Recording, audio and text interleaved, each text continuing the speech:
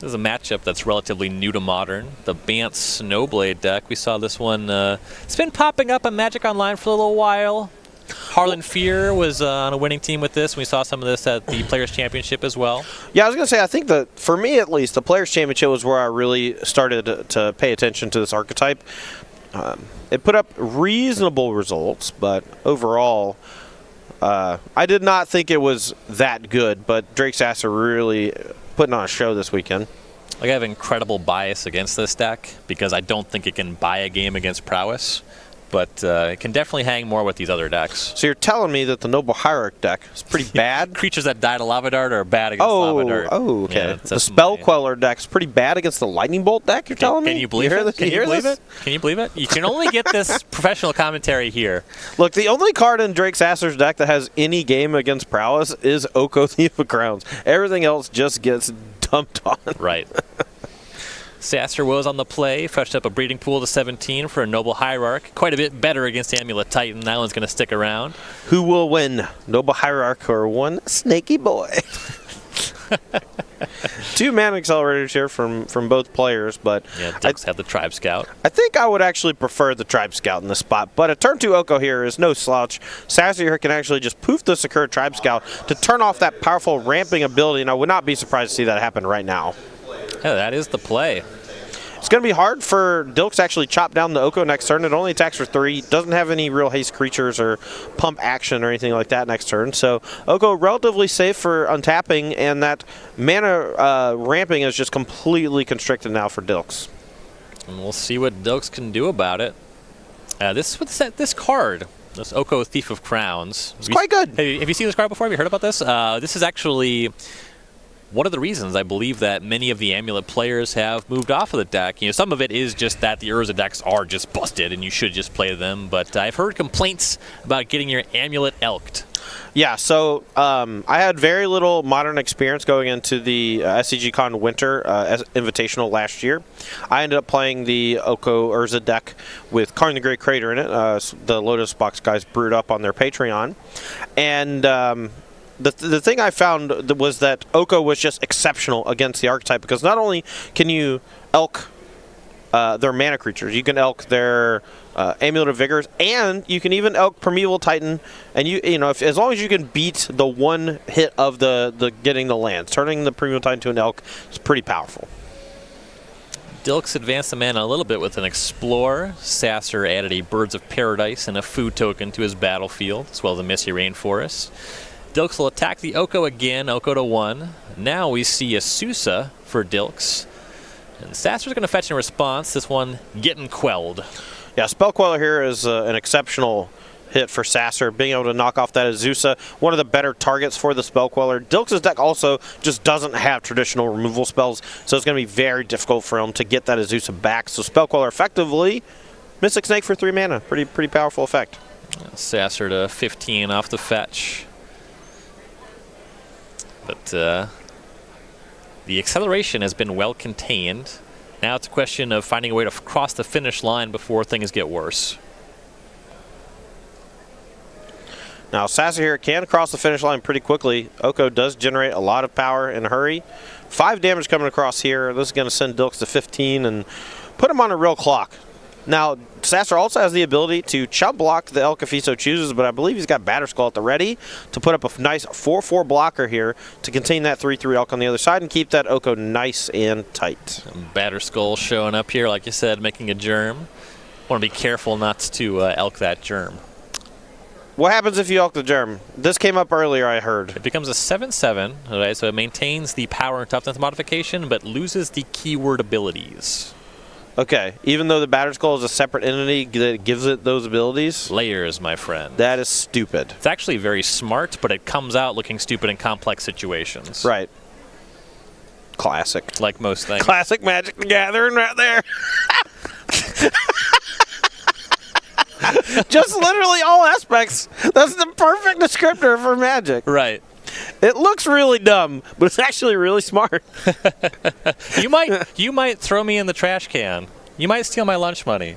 But I'm going to be valedictorian, you son of a gun. Here's Primeval Titan for Dilks coming off that Castle Garenbrig. That's a hot one. Field of the Dead, Talaria West. That looks like 7 unique lands from here. Seems like. And again, we're seeing the power of Field of the Dead in these Primeval Titan decks. Even though the Amulet Titan deck before Field of the Dead had the ability to just combo kill you pretty easily thanks to Amulet of Vigor and giving the Primeval Titan haste. When you don't have Amulet of Vigor or your opponents just come prepared to destroy Amulet of Vigor, you need to win the game in a fair way. And Field of the Dead gives this deck that angle of attack in spades. All right, going back to Sasser now facing down. Elk with a couple zombie friends and that 6/6 Primeval Titan. Yeah, Sasser could just move the Batterskull onto the Spell Queller, though, and start crunching in the air for 6. Can also Elkify the Primeval Titan if he so chooses. Yeah, that combination doesn't seem bad. You definitely want to minimize the zombie output from Dilks. That means mitigating the Primeval Titan mostly. All right. If I Elkify the Germ, move the Batterskull, and then move the Batterskull back, does it regain the abilities? Yes. That's stupid. It's not stupid. That's that's dumb. You're stupid. I agree. Me and Magic share many things in common. This is an issue, you know. I don't want to dog on you too much. Oh, thanks. Appreciate that. But I'm going to. Right. When you encounter something you don't understand, and your reaction is to say, that's stupid, Yeah. instead of, I don't understand. And I'm too stupid to explain it properly. So Exactly. That's on me. Right. But these are very important rules for maintaining the game broadly, and not understanding them doesn't make them stupid. Here's an idea. Don't make cards that break the rules. That's a novel idea. They're not breaking the rules. Well, okay. Change the rules. Then stop make the rules make sense is all I want, right? I just want that's impossible. That ask is impossible. They clean them up constantly, but the game has too much going on as a baseline. So it's gone on too long. Yo, people are confused by damage on the stack, and you're telling me no one's confused by damage on the stack because it doesn't exist anymore. It's gone. They took it out of the game, right? But because it didn't make any sense. No, but the stack is the entire rules engine for the entire game, right? Oh, and people can't follow that in combat, and you want to tell me that you can make the game easy. It's impossible. The game's never going to be easy. We can make it a little bit cleaner all the time, but the layers rules are important to maintain the game. I just want an FAQ for every single card, right? And I just want them to say, okay, this works like this. And if someone's like, well, that is contradictory to this other thing, I want the judge that decided that to tell them to shut up. And that this is how it works. There's no contradictions. Okay. It's not a contradiction at all. These things all work consistently. No, I'm saying that they should make them work the way that they seem like they should work. They should do the logical. Okay. The way let's just talk about the game. Let's just talk about the game. Is a subjective metric. You don't like it is the statement. You can say you don't like it. I don't like it. But it's not stupid. Okay. You're stupid. Thanks. Yes. For that. Okay. Right. All right. So the Batterskull is on the Spell Queller. Dilks is at 8, Sasser's at 23. Am I being attacked right now? I think so. I'm always on the attack. Just like Craig Krempels, I'm always on the attack. He's over there attacking the heck out of that salad. How's lunch, buddy? He's not paying attention. Oh, well. Here is an amulet for Matthew Dilks. Saw that Titan get Path to Exiled. Sasser actually did Elkify the Germ. But wisely moved the Batterskull, you see, because the layer I get rules it. No, I get it. You want to equip it to a different creature. Leave me alone. We're not friends anymore. I'm not going to respond to any. I'm just going to talk about the game. Primeval Titan here from Dilks. That's a big deal. Summoner's Pact for it. And he's going to have to pay for that next turn. Yeah, you got to pay for that. But he is able to go get some stuff right now. Yeah, it does have the amulet. Yeah, can give that Primeval Titan +2/+0 haste and let it attack again. It will likely get eaten up in combat, but there's a small price to pay to get Primeval Titan off the battlefield, as well as getting 4 lands from Dilks. I think both players will be okay with that trade. Boros Garrison, the Slayer's Stronghold. Not terribly surprising there. Those are going to untap. I think we got some more zombies on the way.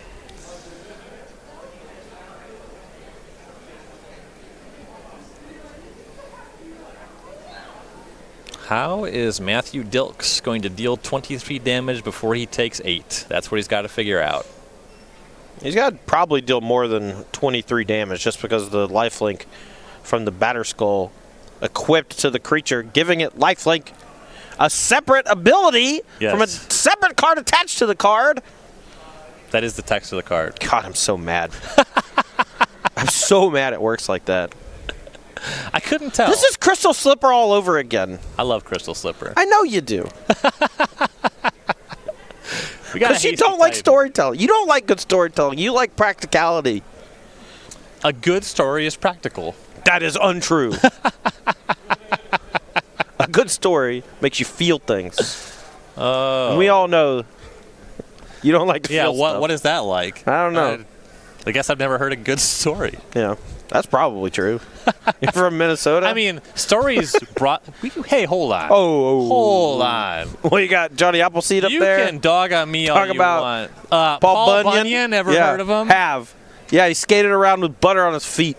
Or fat back on his feet on a skillet. How does that even work? That's not logical, Ryan. No, it's very logical. He's very tall. Oh, no, see, they constructed the rules within the universe that justified a giant cast iron skillet where he skated on them with his fat back feet. The weird one you would hear is that lakes were created from Paul Bunyan taking giant steps. Yeah. But, like, he would just obliterate the entire Earth. Here we go. Primeval Titan coming in here for Dilks. It's going to be attacking the Oko Thief of Crowns. Surges up a couple more lands.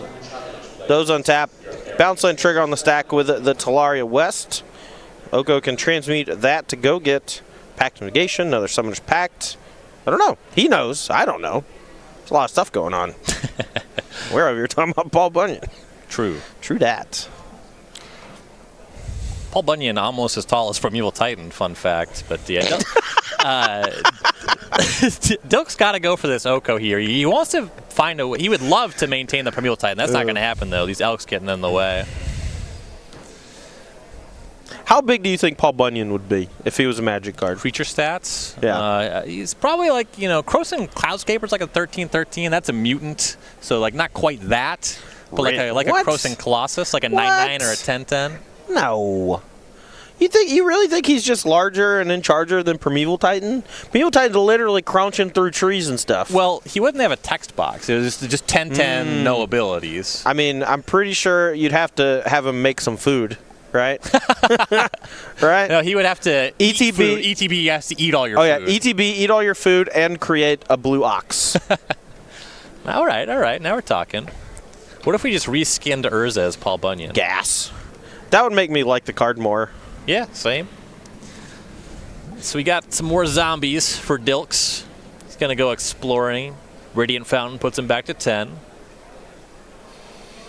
Titan traded with some Elks. Oko's now at 1 loyalty. This is the same turn, isn't it? This is just so much. You might think that we've been talking for hours, but in fact... We have. Oh, yeah. Yeah, we have actually been talking for a long time. Actually, days. Wooded Foothills, a couple more zombies. Zombie count at 9.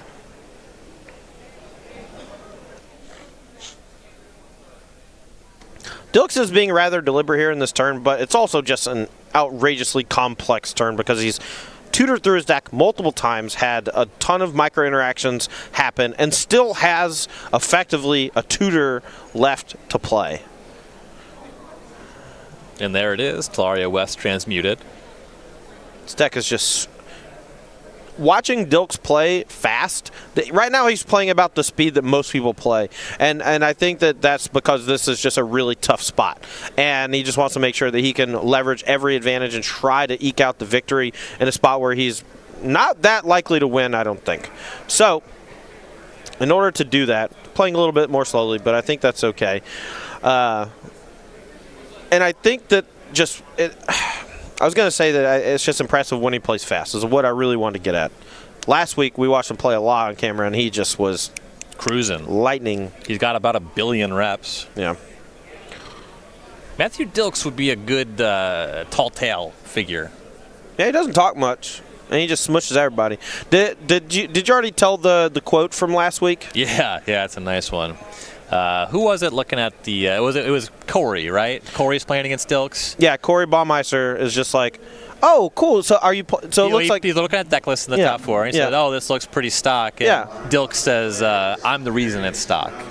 No, that's not what he said. It's close. All right, hit me. All right, Corey's just like, oh, so this is pretty stock. Dilks freezes, looks at him with that dead man's glare, and says, I make the stock.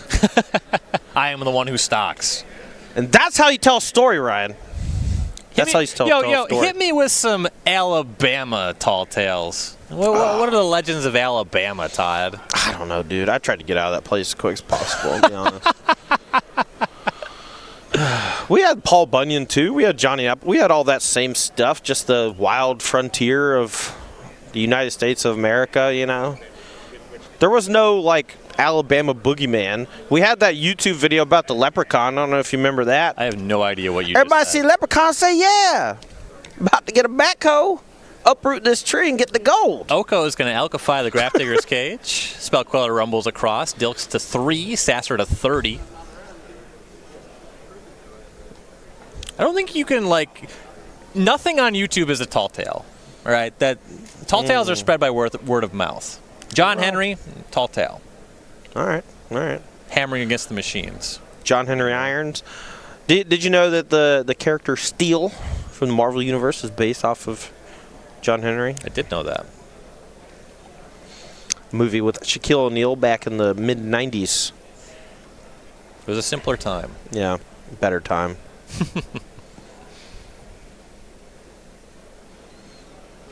All right, attack with that giant spell queller. Chunks Matthew Dilks down to 3 life. Sends Drake up to 30. Elk and the Amulet means that another Primeval Titan here won't be able to have... Oh, no, we'll have haste, actually. I don't really know. Yeah, Stronghold's still sticking around. Interesting. Curiouser and curiouser. It does limit a bit of mana generation. It also makes it so Dilks can't necessarily generate a billion mana with that Primeval Titan. Bounce another Talaria West, transmute it for Engineer Explosives, and blow up all the blockers. Right, and I'll do you one. I'm not going to say. I was going to say I'll do you one better. It's not what I'm doing. Okay. Just to expand on your point. Amulet of Vigor really complicates the battlefield. There are way more things Dilks can do with that effect than he can do without. Sasser pretty cleanly just flies in with a Spell Queller. Yep. And Elk does not open any avenues for Dilks. Agreed. Now, Summoner's Pact for Primeval Titan, completely different story, especially with Boros Garrison and the Slayer Stronghold online. Dilks trying to figure out a line that actually gets him out of this. I honestly don't think there is one. Now, if he had something like Slaughter Pact in his deck that he could give run for the money on that Spell Queller, but he doesn't. Right. He's just facing off a giant flyer and doesn't have a real removal spell to deal with it. There is an Engineered Explosives in the deck. Right. That's what I'm saying. Like, the knocking off the Amulet made it so Engineer Explosives basically off the table because it would require way too much mana to tutor, transmute, cast, and pop. Right, especially after paying for that Summoner's Pact. Right.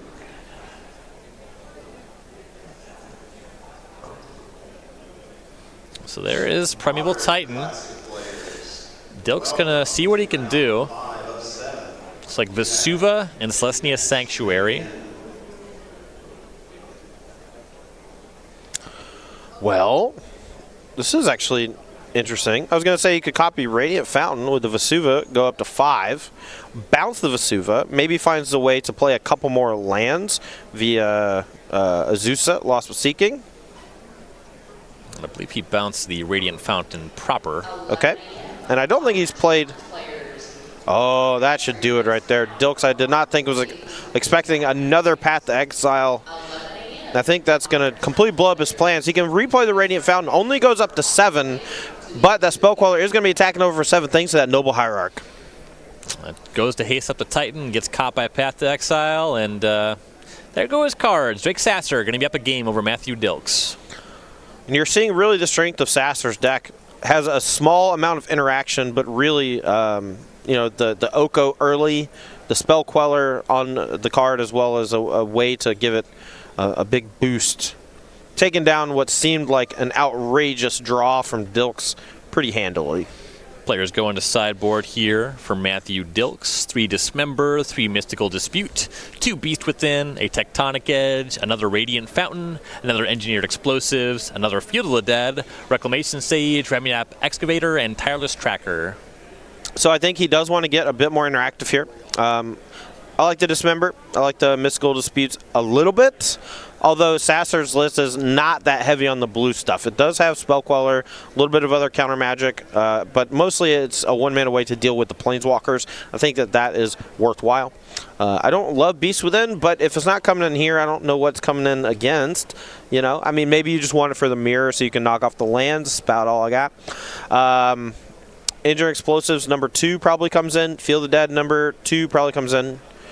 Rex Sage, maybe as a tutor target for Summoner's Pact in some spots. If he had it there on a couple of instances, I think being able to blow up that Batterskull would have very easily won him that game. So he may be thinking about that, but he also probably has this matchup already locked down how he's going to sideboard, so I don't think that's going to color his decision one way or another, but he may also just have it in his radar as far as sideboarding strats are concerned. Sure. On Drake Sasser's side, 3 Ashiok Dream Render, 2 Mystical Disputes, 2 Veil of Summer, 2 On Thin Ice, 2 Winds of Abandon, 2 Dismember, a Disdainful Stroke, and a Vendilion Click. On Thin Ice was a card that I actually had a bit of success with in Modern before I started playing a boatload of Pioneer. I love the card. I don't think it necessarily comes in here because it is sorcery speed, which means it's not going to tag a Primeval Titan before it gains the value and maybe even hastily attacks. But at the same time, it's a cool card that we don't really get to see a lot of. Very reminiscent of Chain to the Rocks. Sure. Yeah, you'd prefer to hit a Sakura Tribe Scout with that over a Path to Exile. Right, for sure. And that may be an easy swap for him to make, you know, and maybe he just wants to do that. I think Ashiok Dream Render is the home run. That card does come in, shuts down Primeval Titan, shuts down Summoner's Pact, shuts down Talaria West as well. Just an excellent card for the matchup. It is the reason why it's in the sideboard. Other than that, Vendilion Click, maybe. Disdainful Stroke, definitely. That's about it. Drake Sasser, been pretty dominant this weekend. Did pick up his first loss that last round, but he did win the first 11. 24-year-old from Madison, Alabama. Played 22 opens last year with 4 top 8s and a win. 2 wins lifetime. Yeah, when I found out Drake was actually from Alabama, first off I said, I'm sorry. Yeah. And then I said, Roll Tide. And he said, Roll Tide back. And then we were friends. And that's how it works. Oh, I thought you were going to say that it would be impossible to peg him as from Alabama. That is true. He does not have a really thick Southern accent. You roll in, you say, hi, I'm Todd. I'm from Alabama. And everyone said that makes sense, you know? But Drake Sasser just does not have the accent at all. Look, I can ham it up. And I get my thick accent when I start hamming it. Yeah. For the most part, I think I'm fairly eloquent.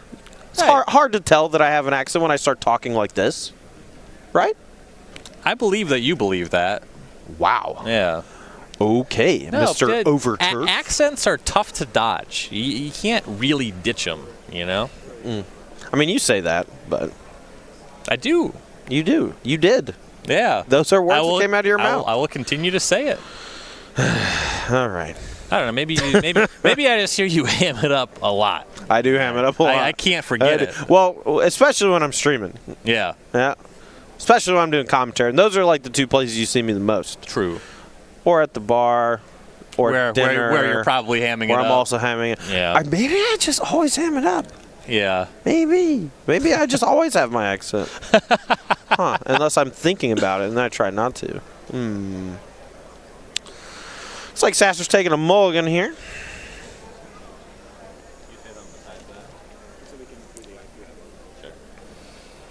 So we're still in January now, but it's going to be June before you know it. And that means it's going to be SCGCon time, and that means it's going to be Invitational time, and that means you're going to want to have already queued for the Invitational, and a great way to do that, perhaps at your local scene, is through a Star City Games Invitational Qualifier, where you can win your share of $1,000 in cash prizes at the top 8, get some SCG points, get this dope playmat, and exclusive tokens. Yeah, this is a great starting point for a lot of players on the SCG Tour. I know that we've had multiple victors on the Invitational stage that came from the IQ circuit. even it's a great system. I've played quite a few of them. The prizes are awesome. If you want to find one near you, go to go.starsgames.com/IQ or petition your local store to pick up an IQ today. I came up on the IQ circuit, my first invitational qualification from an IQ. Nice. I qualified for an invitational. This was back when they were standard and legacy, and when I qualified, Mental Misstep was legal. When the invitational happened, it was no longer legal. That's a bummer. I was once told by Jared Silva that I had qualified for the same invitational. I believe it was 7 times. I'm not positive on that number, but I believe it was 7 times. You'd have to ask him. I had a really good year in like 2012. Those are good old days. Maybe I am a boomer. So, was there a point to you qualifying 7 times, or? Just braggart. Just being a braggart. Okay. Yeah. And you were telling me about storytelling. What? That's a good story. That's funny. I think Sasser on a mold of 4 here. Things might be a bit easier for Dilks this go around as we are underway. Sasser kept on forward. Tlario West is where Dilks will start. Sasser on a windswept heath into Birds of Paradise. It's going to be 17 for a breeding pool. I cannot wait for a turn 2 Oko to just win the game by itself. I cannot wait. Mulligan to 4, turn 2 Oko, win the game very easily, thanks. That'd be something. I mean, I've seen it. Whoa. Dilks forgot to tap his green mana to cast his green spell. What's the deal, Ryan? Well, once upon a time, there's a very flavorful mechanic where if it's the first spell you cast in a game, it costs 0 mana. What?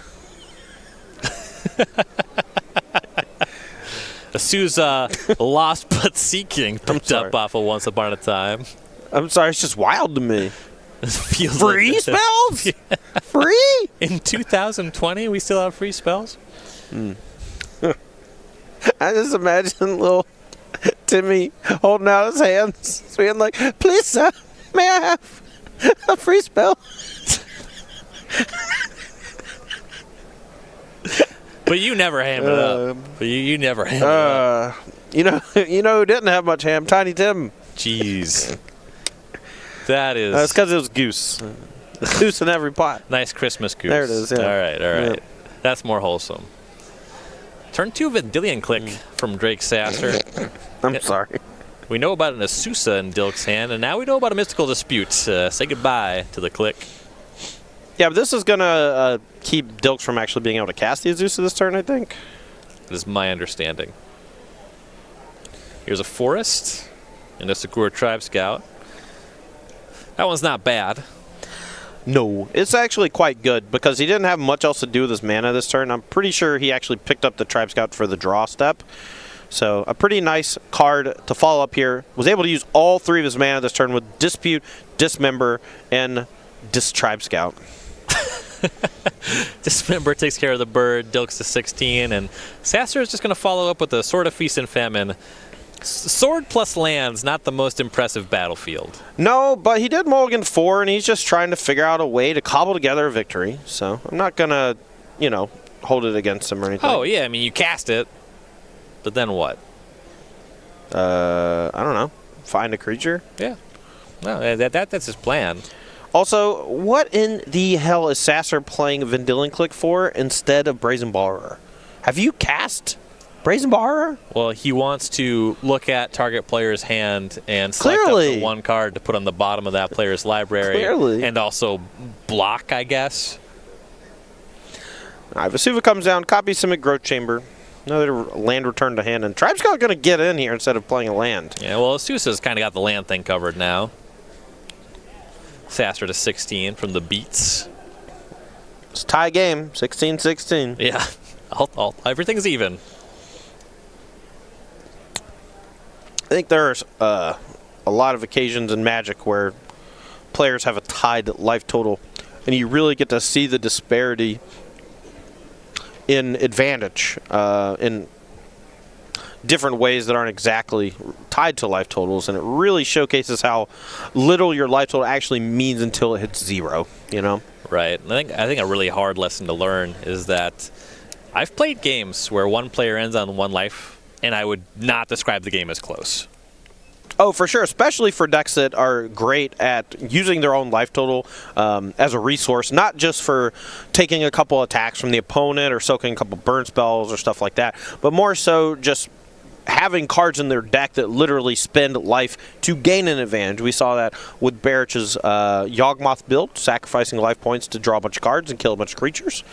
And, you know, we see it in a number of other strategies as well. You see Telaria West, that's going to go find Summoner's Pact. Had the green mana floating there, but Dilks has no plan for that just yet.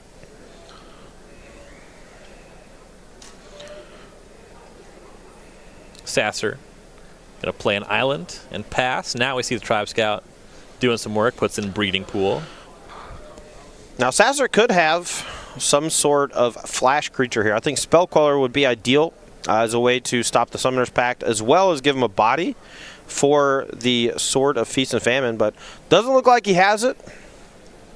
Might have something like Mana Leak, some way to stop this Primeval Titan, hopefully. Cross fingers. Summoner's Pact, Primeval Titan. That's a disdainful stroke. That's a hot one. That works. That takes a lot of the wind out of Dilks' sails. He spent a whole turn transmuting a Telaria West, and now he's spending a whole turn casting Summoner's Pact and Primeval Titan, and now next turn he's going to basically spend the whole turn paying for the Summoner's Pact. Clowns are coming in. Sasser to 14. I mean, you are right. Drake Sasser is in the feature match area. When you said the Clowns are coming in. Honk, honk. I can go. Yeah. Yeah. Oh, I'm being reminded that I cannot go. Under no circumstances do I have to give it to him. Drake Sasser is going to make a food with that Oko.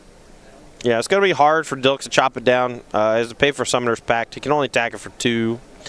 That's going to allow next turn Sasser is going to turn that 3/3 elk into a creature. Reclamation Sage, get out of there, sword. Yep. 2 points at the Oko to 4. Pretty great sideboard card here. That Reclamation Sage knocking off Sword of Feast and Famine. It's interesting, Drake mulligan to 4 this game, and yet somehow is still just very much in it. Even has the ability to play Jace the Mind Sculptor this turn, I think. Holy crap, we might have a real game on our hands. Food becomes elk. Sasser passes turn. Looks like his other card was Force of Negation, so maybe wanting to save the Jace for after he gets to hard cast the Force of Negation, because really doesn't have that many actual blue cards in his deck. You know, the blue count it's not low, but it's not high either. Yeah, and we've seen Dilks look for Primeval Titan with Summoner's Pact before, leaving up the Force covers again, that being the only plan. And here you see Once Upon a Time, and Sasser's going to force that. Yeah, I actually love this target from the Force of Negation hitting the Once Upon a Time, just because you need to use your mana. Unfortunately, though, Dilks does have Summoner's Pact on backup, and Titan, Breeding Pool, chalk to 14, cast the Titan. Oko looking less threatening now.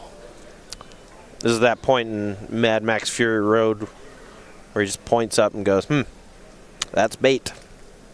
1 p.m. Pioneer players. Got him! I haven't seen the... Got him! Just get out of here, Drake! Boros Garrison, Telaria West found. Telaria West picked up.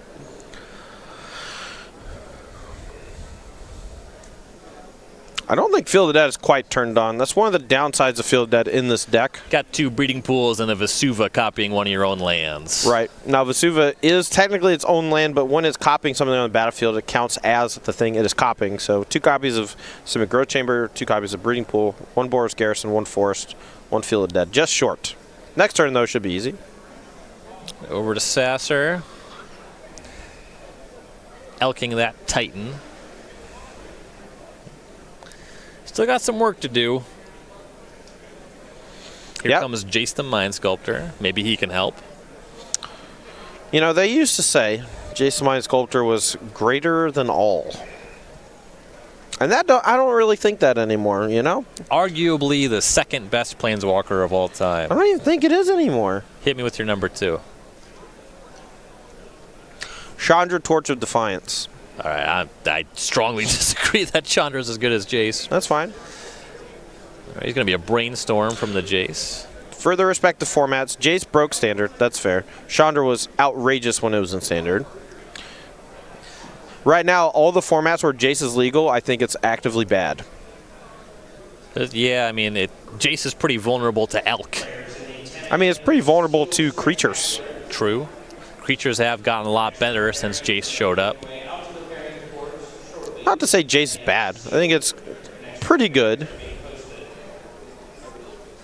I guess it's really just it's coloring my perception of the card simply because Oko is just so unbelievably better. Yes.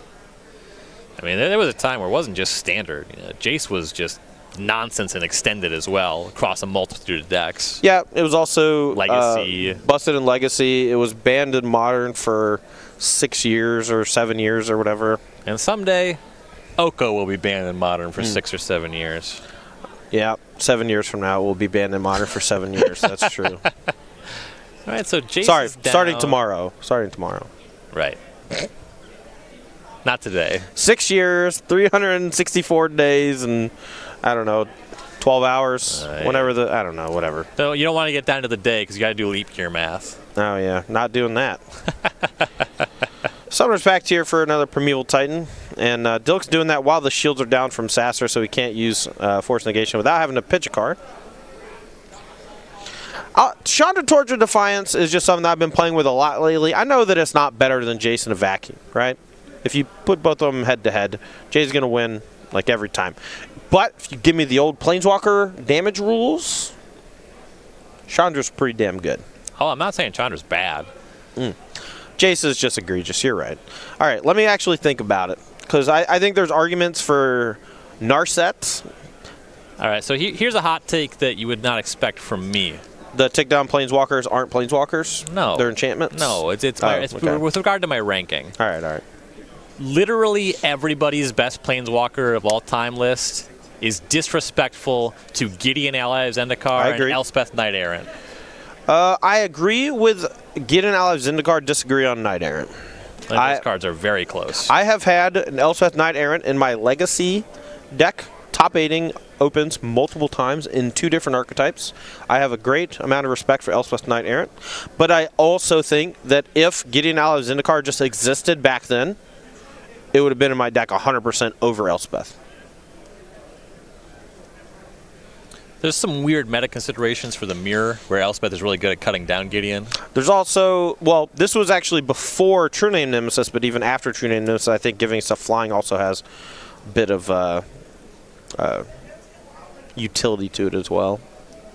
So Sasser has a pretty good pickup here. It's Ashiok, Dreamrender. He's been able to contain Titans so far. You know, there is already that Field of the Dead on the table. We'll see how that ends up measuring up. His Oko has gone unchecked. It's lost some loyalty here and there. He's going to elk up his Birds of Paradise, though. His position for a Moldifor is looking really good. Yeah, I don't think he's going to win the game. I think this Primeval Titan simply going to be too big. But it's going to require a lot of resources to get this Ashiok off the battlefield, and it might actually be impossible. If that's the case, it's just going to turn into another Elk. And he might actually end up winning the game on the Moldifor because of it. The combination of Ashiok plus Oko is very good at containing the card Primeval Titan in these archetypes. Dilks pays for the Pact. Looking at a couple 1/1s, a 1/2, and an Elk. Let's check on this Field of the Dead. We have 1, 2, 3. Yeah, he's not quite there on even getting that. You know, it's going to take not just a bounce land Asuza, but also some other different land names to start making zombies. Well, if he finds a bounce land, he can actually reset the Vesuva to copy something else, and he can copy a land from Drake. And I think that that's a big deal. Sure. This could be another big pickup for Sasser, though. It's Stoneforge Mystic grabbing Batterskull.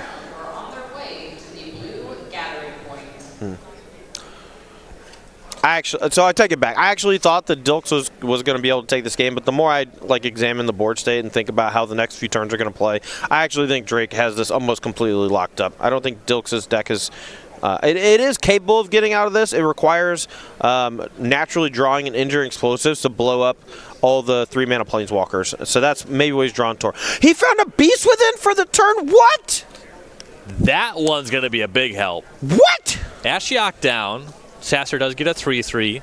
Dilks needs a follow-up, but he has Primeval Titan. Biggest damper in the draw is gone.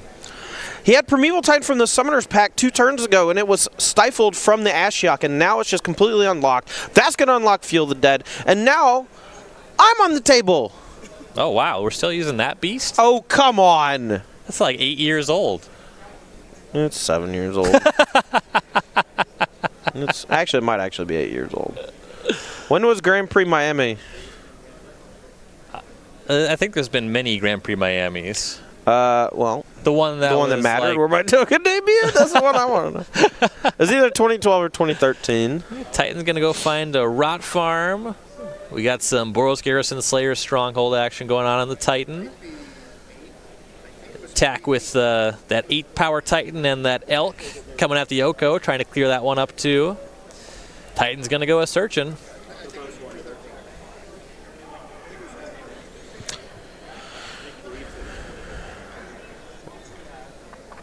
I'm getting confirmation, getting word from our own Nick Miller, Grand Prix Miami 2013. A quick Google search from any of you at home could solve this. However, I'm not allowed to use my phone while we're working. It's a little 6 years and change. Oh, no, it's 2020 now, man. Yeah, and change. No, you got to group them all together. You can't start saying 6 3/4 years. You sound like you're, in first grade. When I'm 6 2/4. I don't know how you were so goofy yet take yourself so seriously. I don't know. I don't know. Look, I have certain things that I care very much about, and there are other things that I don't care that much about. Got some 3/3s. Blocking that 8-power Primeval Titan. Oko is going to take a bit of a hit, go down to 4 loyalty. The Titan's off the table. But there are 7 zombies now. Yeah, I think, well, and more than that. And the Azusa with the bounce line is just going to let him make so many zombies the next few turns that I think that the game has swung ridiculously in Dilks' favor. Sasser has the Batter Skull. He has Path to Exile, I believe, that he drew for the turn. Or no, that's a different white card, is it? So here's another consideration. Take a look at the round clock. Just over 7 minutes at this point in time. Oh, I know. Dilks is going to win the game. It's going to be a draw. See some Tribe Scout activations coming from 11 zombies. That number's going to grow. Sasser will concede. Seems interested in finishing the match. Oh, for sure. Neither player, I think, wants to draw at this point. Actually, I think Sasser might take a draw at this point. Yeah, he's so high up. He's pretty well ahead of the field for sure, but he's going to play deliberately, try to get that win, of course. Love to see that. I gotta say, for a mulligan to 4, that draw and that game was awesome. I mean, yeah, I would be confident going into Game 3 after a mull to 4 playing like that. Yeah, I mean, you're really seeing the strength of the Oko Plus, where it actually poofs something into a 3/3 Elk. He was able to use it in Game 1 on Scar Tribe Scout, looked quite good. Did in Game 2 on a number of different creatures, including Primeval Titan. And I think if Dilks had not ripped a 4-outer, I think he had 2 explosives and 2 Beasts Within to be able to get the Ashiok off the battlefield. Without either of those cards, I think he loses that game every time. Yeah, that Beast Within was huge. I think he needed it right then, too. I mean, yeah. The Oko was going to start enabling pretty good attacks for Sasser. And the strength of the Todd Anderson Beast token unable to get the job done. Darn. Yeah. I'm hearing word that it did trade with a Primeval Titan, so, Yeah, with half of a Titan, teamed up with an Elk. Todd Titans go. All right, both players mulling this time. We'll see how far that goes.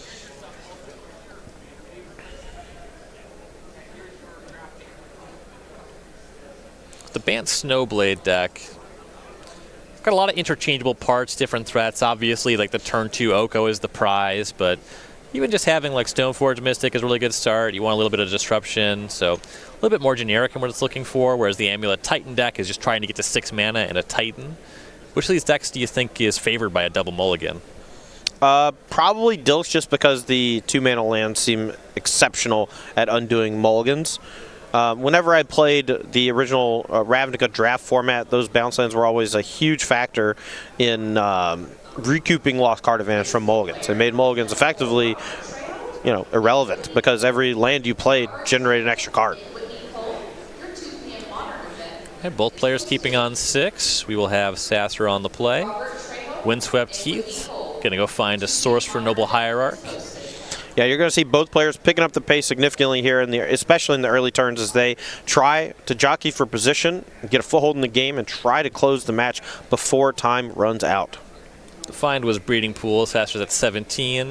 Dilks will play a Breeding Pool of his own. His is tapped, and now we see Sasser with that turn 2 Ashiok. That's a heck of a play on turn 2. Let's see if Dilks has any answer to it. Can still ramp with things like Sakura Tribe Scout and Azusa. Those don't search through the deck, but his main form of advantage in Primeval Titan is currently invalid. Field of the Dead go for Dilks. Now we see Sasser deploying a Stoneforge Mystic. We have not seen Sasser activate the Ashiok. Is there a certain point where you might want to start using that -1, or is keeping that on 5 mostly where he wants to be? I think if your opponent has 4 cards left in their deck, that's when you want to minus. That's the only point. You don't want to get attacked by Elks. Yeah. I think mostly you just want to keep it healthy. There's very little incentive to try to snipe like one of the singleton lands or anything like that. If you hit like Slayer Stronghold, that can maybe change the game. But the -1 loyalty means that like a random creature from Dilks is that much closer to being able to take it down. I suppose Slayer's Stronghold puts it in range of a lot of things. Yep. Sort of Feast and Famine, the find off of Stoneforge Mystic, and now we see Dilks deploy in a Souza. Golgari Rot Farm, Castle Garenbreg, Field of the Dead, and Breeding Pool, the lands for Dilks, as we go back to Sasser. Yeah, of course, the Azusa allowing him to play 2 extra lands, so the Rot Farm comes down, bounces like Breeding Pool or whatever, and he replays it. Dilks does a lot of shortcutting with a lot of verbal communication. It may look a little awkward from the top down, but I can assure you he is following the letter of the law here. No third land for Sasser, passing, leaving up that Stoneforge Mystic to put in the Sword of Feast and Famine. Yep, but also has 3 mana, so he could potentially play something like Spellqueller here. But Dilks looking to go for a bit bigger than that, I believe. If he's using the castle, this is 6 mana. Dilks in the tank here, trying to figure out if there's a way to get through this Ashiok easily. Primeval Titan, or Colossal Dreadmaw, as you might know it. Yeah, the old 6 mana, 6/6 trample. Oh, yeah. The limited staple. Rid Foothills. Couple cards that are not great against Ashiok. You could even say Colossal Dreadmaw is a multi-format all-star. Here's a Vesuva for Dilks. It was a sad day for me when Crawworm was no longer playable and limited. Oh well. Pour one out for Crawworm. No. Plains. Copied by Vesuva. That matters a lot if Field of the Dead is drawn, because that would give him... Field's on the table. Oh, sorry. Well, it matters a lot for Field of the Dead. Yeah. So now he actually does have 6 lands, so if he draws any land that is not something that's already on the battlefield, it should be good to go. Batterskull actually put in by Sasser. It goes his turn, casts Oko. Oh no. Primeval Titan's a 3/3. Yeah, Oko? Oh no. Now, he needs a flying creature to be able to get over the zombies, assuming Dilks is able to start generating some of those next turn. Though I believe Dilks is on E. Needs to find a bounce land. Any bounce land off the top here that's not Golgari Rot Farm allows him to start making 3 zombies a turn. That's a pretty big deal. Ships for 5, Dilks to 14, Sasser to 22. Back over to Matthew Dilks. Can he get out of this? We saw a timely Beast Within the last game, but now he's got a 3/3 Elk, not a Primeval Titan, and he's still facing down that Ashiok. Just a draw and a go. Drake Sasser finally hits that 3rd land drop. It's Field of Ruin. That means that he can make that sort of Feast and Famine and hook that up this turn. I think Drake's about to get absolutely dumpstered. He's putting in sort of Feast and Famine. He's going to equip it to the Germ token, and I am willing to bet Dilks has something here. Germ is equipped. Here is an attack. That's for 7 with Exalted. That's half of Dilks' life total, and players are reaching for their pens. Never mind. Dilks just got gunk. The game's over the other way. Summoner's Pact discarded. That one pretty bad against Ashiok as well. Dilks to 7, Sasser to 29. Sasser untaps his lands. I just assumed that with 3 or 4 cards in hand and a pass with 7 mana, it had to be Beast Within, right? Had to be.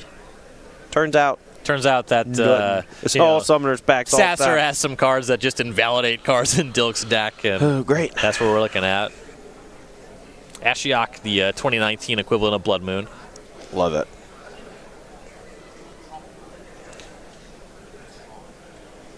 Sasser taking a look at the lands that Dilks has. Going to use Field of Ruin. I think we're in draw step here.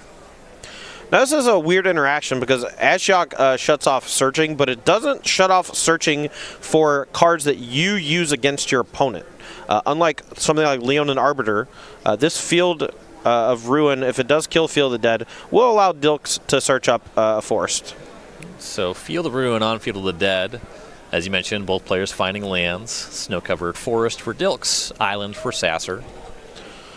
It's a reasonable play. I think the zombies are one of the ways that Dilks can get out of this, but with him unable to search, I cannot imagine that Drake's going to do anything next turn except attack for 7, and that should be good. You know? Looks lethal from here.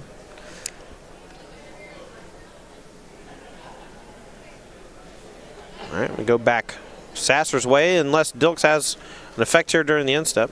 Oh, this was during draw step, excuse me. So, see, I thought it was just a passing of the turn. That's why I thought, well, we're all done here. Looks like Boros Garrison picks something up, replays it with the Sousa. One of the other cards was Castle Garenbrig. There's one I could not see from Dilks, but it has to be a nice one to stop this lethal attack. And it's just a handshake. Drake Sasser advances to 12-1. For Matthew Dilks, a fall to 10-3. This was a pair down. Sasser, of course, kind of pacing the field right now. For Sasser, looking very promising to make the top 8 here in Knoxville. For Matthew Dilks, he has some work to do. Yeah.